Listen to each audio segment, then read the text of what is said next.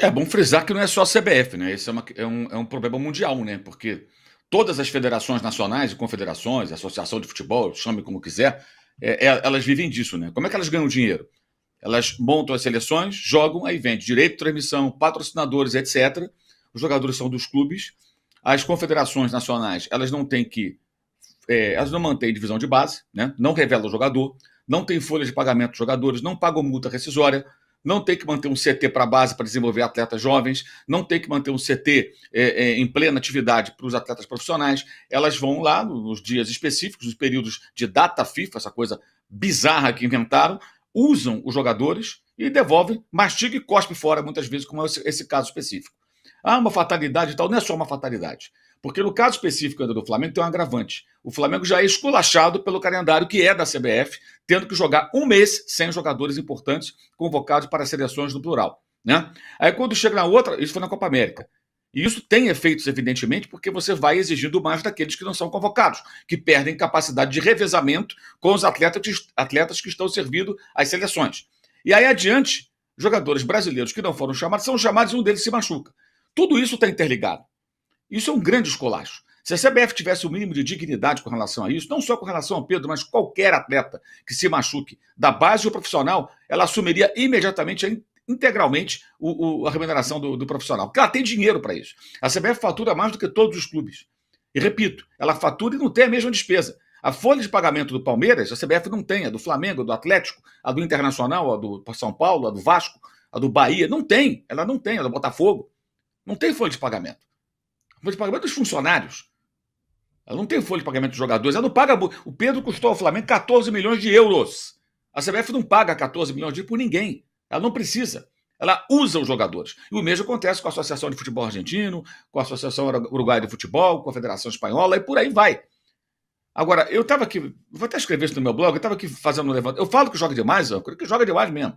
No mundo ideal, para mim, e não é sacanagem, vou falar sério, seleções jogariam, nos anos ímpares, quatro partidas no máximo, quatro no máximo, olhe lá, como diriam os antigos, lamba os beiços, né? 4 joguinhos, e teria um mês na Copa América, um mês bonitinho ali na Copa América, no ano par, aí 2 anos depois, outro ano par, Copa do Mundo. E tá muito bom. Liga das Nações, ida e volta em eliminatórias de Copa. Classifica para a Copa do Mundo pela Copa América. Acabou. Simples assim. Aliás, para que classificação para a Copa América, né? Todo mundo vai, de 10 vão 7, né? Até 7. Porque não era assim no passado. Na verdade, a FIFA e as federações nacionais, elas perceberam um filão muito interessante, que é inchar o calendário com jogos delas, usando os jogadores dos clubes. Que eu não consigo entender por que os poderosos clubes europeus, em especial, toleram isso. Aceitam isso. Né? Brasil e Polônia, Copa de 74. O Brasil saiu da Copa na decisão do 3º lugar. 6/7/74. Sabe quanto que o Brasil voltou a jogar? 30/7/75. 389 dias. Gente, que maravilha. Um ano sem a seleção brasileira jogar. Nossa, que maravilha. Em 74, eu era criança e eu não sabia que era tão maravilhoso. Um ano, mais de um ano. Brasil 2, Itália 1.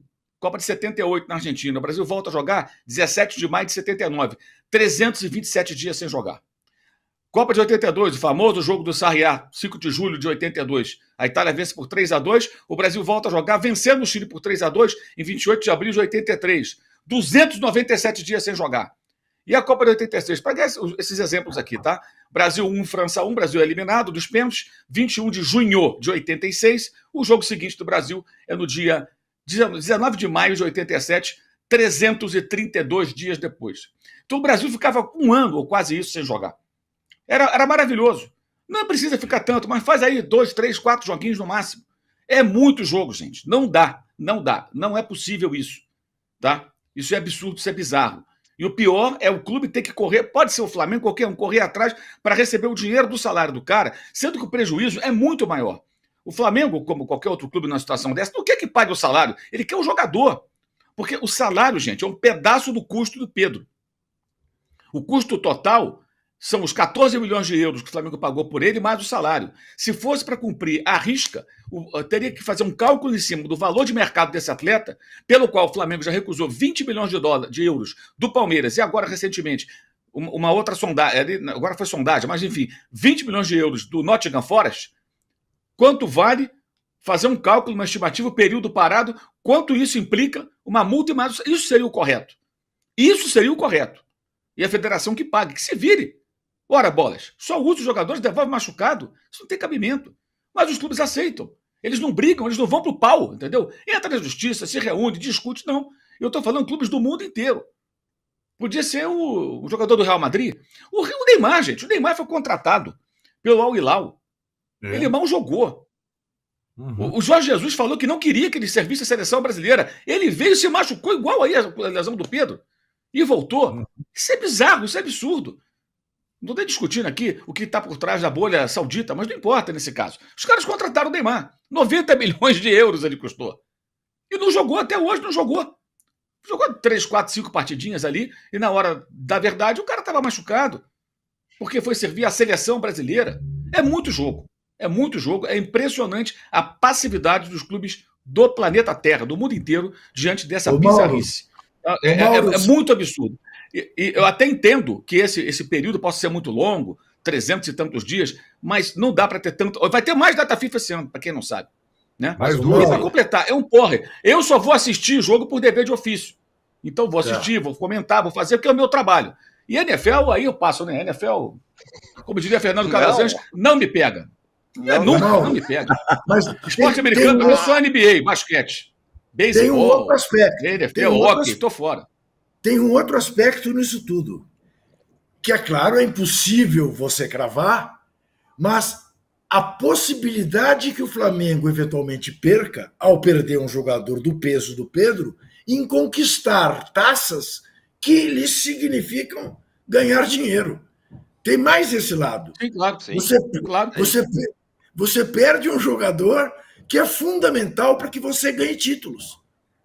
E fica por isso mesmo. Tá tudo errado. Tá tudo ontem, errado. Ontem, né? O Flamengo está tentando contratar um centroavante, né? Sim. O mercado agora está muito restrito. Mas se o Flamengo contratar um centroavante, digamos que o Flamengo... Vou dar um exemplo aqui. Não é que esteja fechando com esse jogador, vou dar um nome. Aí o Flamengo vai lá e contrata o Choupo-Moting, o camaronês, está sem contrato. É um centroavantão. Vou trazer esse cara. Quanto vai custar? Vamos imaginar que ele queira ganhar 2 milhões por mês, entre luvas, salário, etc. A CBF não vai pagar o Choupo-Moting. Se você, sei lá, tem um seguro do carro, seu carro bate, a seguradora te dá outro carro, né? Pra você andar com ele e não ficar a pé. A CBF não vai dar outro centroavante pro Flamengo. Como se fosse a Federação Argentina, Inglesa, ou o que for. Esse é o ponto. Também tem isso. E o jogador fica fora até o ano que vem, quer dizer, né? Impacta no ano que vem. E o clube fica quase que obrigado a buscar uma reposição. Porque não tem outro jogador, não é que seja do mesmo nível, nem da característica, só tem um Carlinhos. E o pior, a data FIFA fechou dias antes.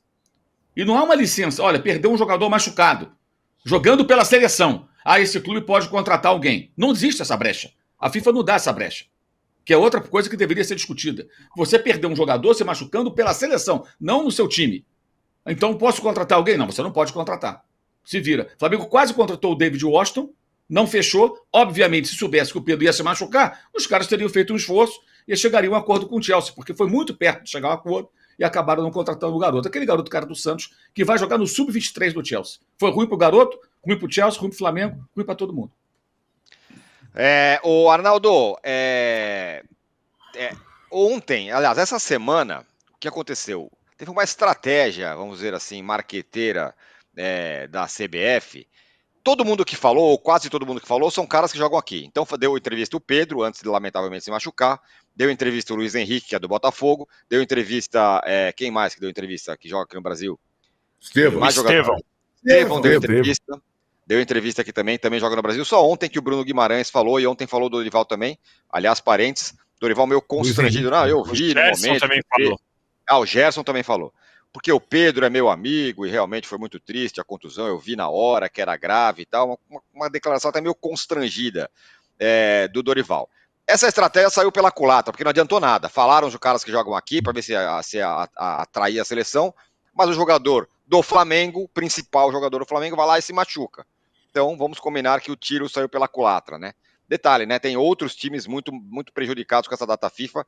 Por exemplo, por incrível que pareça, o São Paulo é o time que mais cedeu jogadores para essa data FIFA de agora, de outros países. Na verdade, eu acho que essa discussão do jogador local, né, como se fosse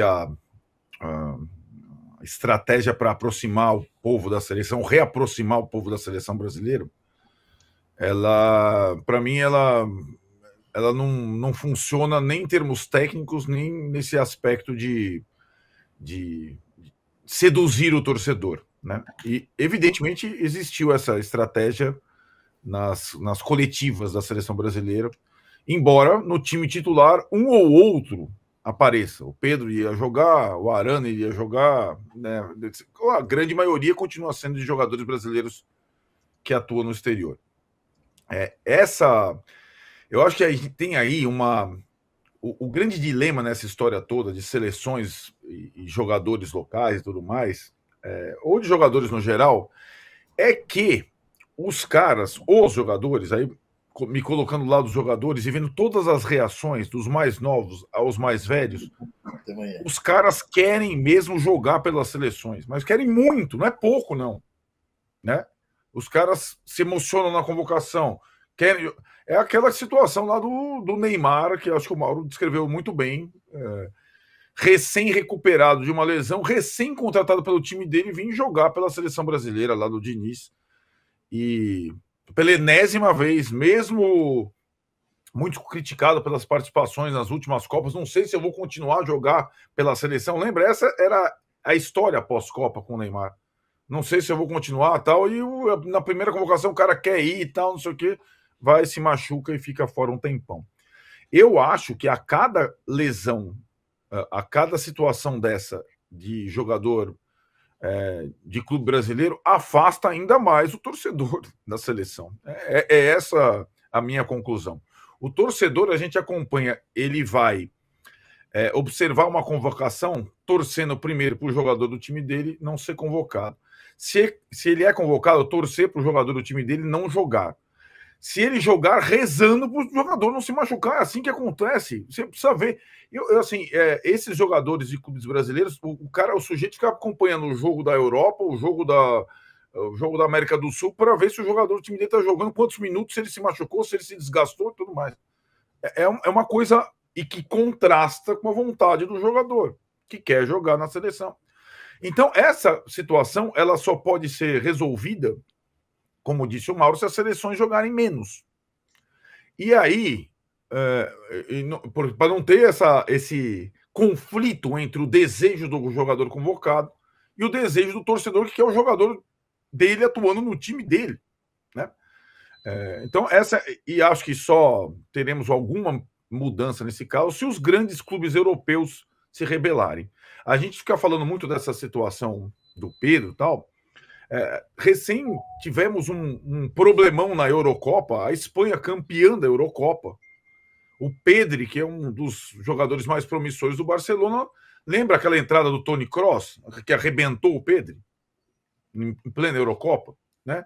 Gerou uma discussão. E é o que o Mauro falou, em todo mundo esse mecanismo da FIFA de cálculo de indenização de parte do salário do cara, tipo uma diária, enquanto o cara não volta, ele é ínfimo. O Barcelona até agora não tem um jogador lesionado na Eurocopa, contra a Alemanha, entrada do Toni Kroos, e o Barcelona até agora não tem um jogador. Não é um problema nosso doméstico, só pelo excesso de jogos do calendário nacional, vai muito além disso, né? E nesse nessa situação toda, também, aí talvez transportando um pouco para o jogo em si, o eliminatório em si do Brasil, o Pedro é a lesão mais grave, mas ocorreram outras várias de um time que o Dorival imaginava. O Dorival viu uma estatística, o treinador tem mais cortes do que partidas pela seleção brasileira. Então o cara pensa num time e os titulares vão se machucando. E dessa vez foram vários, né? O Militão, o Pedro, o Savinho, tal, não sei o quê. Mas eu fico assim, revoltado quando um jogador... Ainda mais nesse momento da temporada, sabe, Tironi? Porque eu acho que nesse momento da temporada, que é uma temporada decisiva para os clubes brasileiros, o que eu imaginava, já que não existe esse bom senso por parte das confederações, era os treinadores pensarem terem um pouco de empatia com os clubes brasileiros, mas nenhum deles tem. Dorival não tem, Fernando Diniz não tinha, Tite não tinha, né? Eles só pensam no umbigo deles, né? Também no emprego deles que está em jogo, e eles convocam lá. Dane-se que tem jogo do outro time do Flamengo ou do São Paulo no dia seguinte ao jogo da data FIFA. Dane-se, no final das contas é dane-se. E eu acho que só uma rebelião de clubes gigantes europeus pode mudar um pouco esse estado de coisas. Porque lá, vamos combinar, lá até tem mais jogo importante de seleção do que aqui. Tem eliminatórias para a Copa, tem eliminatórias para Euro, tem Liga das Nações, tal. Lá se joga também de uma forma muito excessiva. A única diferença são as distâncias mais curtas entre os países, tal, mas se joga em seleção absurdamente também.